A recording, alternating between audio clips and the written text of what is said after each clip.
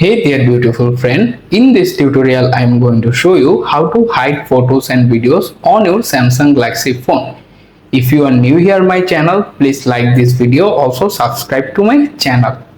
So let's jump right in. First of all, unlock your phone, then open the gallery app. After the app is open, scroll down to the page, find the exact video and photo if you want to hide. For example, I am hide this video, simply long press it.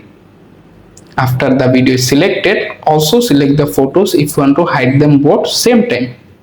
After you select the both item, tap on the more button at the bottom right corner.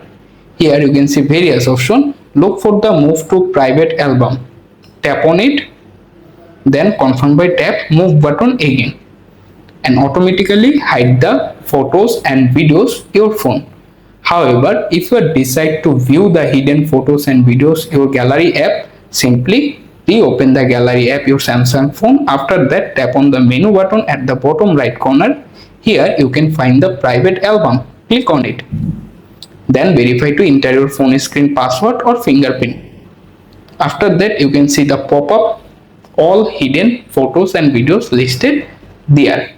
If you unhide any item there, don't panic. This is very easy. To do that, simply long press it again.